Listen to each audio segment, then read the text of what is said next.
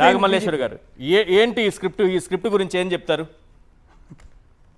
Sir మీకు panel లో ఉన్నటువంటి పెద్దలందరికీ నమస్కారం సార్. నమస్తే అండి. ఈ స్క్రిప్ట్ అంటే మొన్నటి వరకు ఎలక్షన్ అయ్యేదాకా చివరి వరకు ఈ 15 నెలలు కూడా ఏం చెప్పేవారు అనంటే అది జగన్మోహన్ రెడ్డి గారికి సంబంధించినటువంటి ప్యాలెస్ అని. సో జగన్మోహన్ రెడ్డి గారి ప్యాలెస్ లో పెచ్చుడితే ఈయనకేంటి సార్ బాధ, ఈయనకేంటి ప్రాబ్లం నాకు తెలియకడుగుతాను. సరే ఇక్కడ ఉన్నటువంటి కన్సర్న్ లో 1% గాజువాకకి వెళ్ళాల్సింది కదా, అక్కడ మీ పెచ్చుడి పేరాగా అడుగుతారని అక్కడికి పోకుండా నిన్న ప్రెస్ మీట్ లో కూడా సుగాలి ప్రీతి మాట్లాడుతుంటే పాపం వాళ్ళ పెచ్చుడి పేరాగా మొన్నటి నుంచి ప్రశ్నిస్తుంది నా బిడ్డకి న్యాయం చేయండి అని.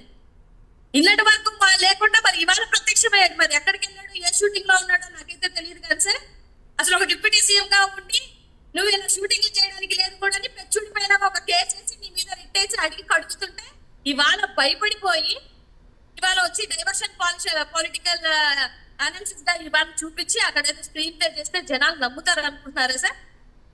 చాలా మాటలు మాట్లాడారు కదా. స్టీల్ ప్లాంట్ వాళ్ళని ఇవాళ 44 విభాగాలు ప్రైవేటీకరణ చేస్తున్నప్పుడు అక్కడికి వెళ్లకుండా మా విశాఖపట్నంలోనే అక్కడ ఉన్నటువంటి హోటల్లో రాడిసన్ బ్లూలు ఏం చేస్తున్నాడు ఈయన నాకు తెలియకడుగుతాను. ఈయన వల్ల మళ్ళీ అదొక ట్రాఫిక్ ఇబ్బంది. ఇక్కడ అందరూ ఎంతమంది తిట్టుకుంటున్నారో తెలుసా సార్? మీరు ప్రజలకి ఏమీ చేయరు. వాళ్ళ సుగాలి ప్రీతి అమ్మ కోసం న్యాయం కోసం ఆ తల్లి అడుగుతుంటే నువ్వు లెక్కలు చెప్తావేంటి నాకు అర్థం అవ్వట్లేదు. నువ్వు లెక్కలు చెప్పడంలో నీ ఉద్దేశం ఏంటి? ఆవిడ గొంతమ్మ కోరికలు కోరుతుందా? తన బిడ్డ కోసం ఒక ట్రైబల్ మహిళ కోరుతుంది, గొంతమ్మ కోరికలు కనిపిస్తుందా? జగన్మోహన్ రెడ్డి గారు చేసినటువంటి వ్యక్తి ఏ రోజు ఇన్ని కోట్లు ఇచ్చాను అన్ని కోట్లు ఇచ్చానని ఆయన నోట్ల నుంచి ఏ రోజు రాలేదే.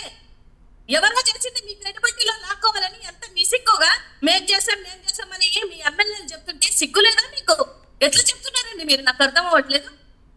లెక్కలు చూపించి మాట్లాడుతున్నావు అని అంటే ఒక ప్రాణం విలువ నువ్వు లెక్కతో కడతావా, లేకపోతే ఒక ట్రైబల్ విలువ యొక్క ప్రాణం ఖరీదు నువ్వు చెప్తున్నటువంటి 2 కోట్ల? లేదు అంటే ఆ తల్లి విశ్వాసంగా పనిచేస్తుంటే నువ్వు ఆవిడికి గొంతమ్మ కోరికలనే ఆ క్యారెక్టర్ అసైన్ చేయడానికి మీరు లెక్కలు చెప్తున్నారా బయటకు వచ్చి? ఆమెకి డబ్బులు ఆశ చూపి డిఎన్ఏ మార్చేశారు అనే మాట కూడా అన్నారు సార్. నేను ఒక్క మాట చెప్తాను, ఈ ఒక్కసారి ఈ వీడియో చూడండి సార్. ఇవాళ వాళ్ళమ్మ చాలా ఒక్కసారి వినండి మేడం. స్కూల్ వాళ్ళు అటు అధికార పక్షానికి అటు పోయిన ప్రభుత్వానికి లంచాలు ఇచ్చుకుంటూ డబ్బులు పడేసుకుంటుంది. 1 కోటి రూపాయలు ఇస్తామని నాకు చెప్తే కూడా నేను ఆ 1 కోటి రూపాయలు తీసుకొని నేను ఒకవేళ చనిపోతే నా కూతుర్ని అమ్ముకున్నాను నేను అనుకోవాల్సి వస్తుందని నేను ఇంతవరకు పోరాడుతున్నాను. ఇలా పోరాడుతున్న మధ్యలోనే మా ఇంట్లో దొంగతనం దాడి లూటి కూడా చేపించారు, కాళ్ళు విరగొట్టేశారు. రైట్, గత ప్రభుత్వం అని చెప్తోంది. చాలా క్లియర్ గా ఈ రాష్ట్రంలో ఉన్నటువంటి ప్రజలందరూ కూడా గమనించాల్సినటువంటి విషయం ఏంటంటే, వాళ్ళమ్మ చెప్పిన విషయం ఏంటంటే గత ప్రభుత్వంలో అంటే 2017లో ఎవరైతే ఉన్నారో నీ 1 కోటి రూపాయలు ఇస్తామమ్మా నువ్వు కేసును మాఫీ చేసుకోమని అడిగితే నేను చెయ్యకపోతే నా ఇంటికి వచ్చి ధ్వంసం చేసి నా కాళ్ళు ఎరగొట్టారని చెప్పినటువంటి క్లియర్ వీడియో సార్ ఇది. ఆమె కాళ్ళ దగ్గర కూర్చోన్నారు పవన్ కళ్యాణ్ ఆ వీడియోలో. ఆమె కాళ్ళ దగ్గర కూర్చొని మాట్లాడుతున్నారు అంటే గత ప్రభుత్వం అని అంటే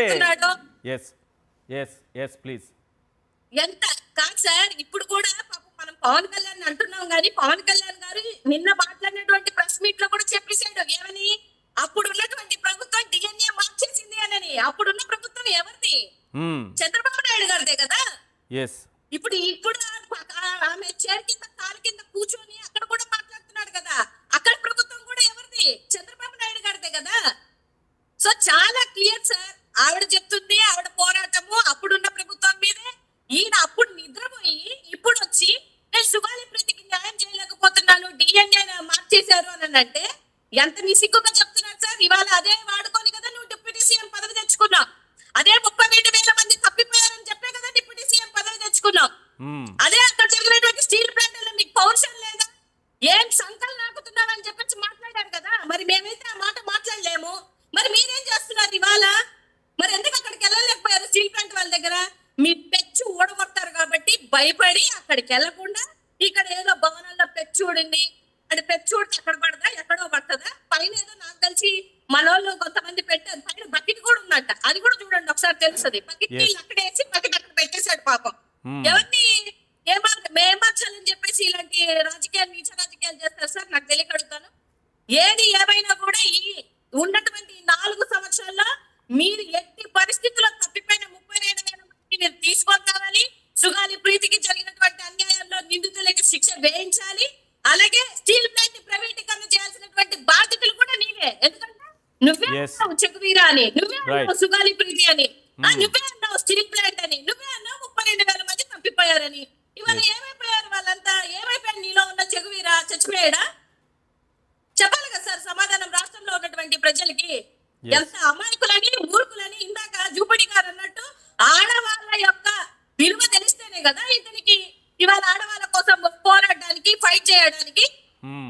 ఒక అంగవైకల్యంతో బాధపడుతున్నటువంటి మనిషిని ఇంత బాధపడుతున్నారు అంటే అంగవైకల్యంతో ఆమె ఉందా?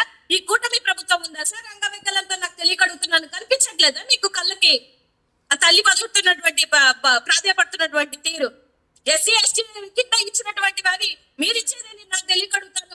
దళితులు ఇవాళ మనకు అండగా ఉన్నారు. దళిత సోదరులు రైట్ మేడం. రేపు జరిగినా ఆమెకి ఏదైనా జరగకూడదు జరిగినా కూడా ఆ పాపం ఈ పవన్ కళ్యాణ్కి కూటమి ప్రభుత్వానికి జరుగుతుంది.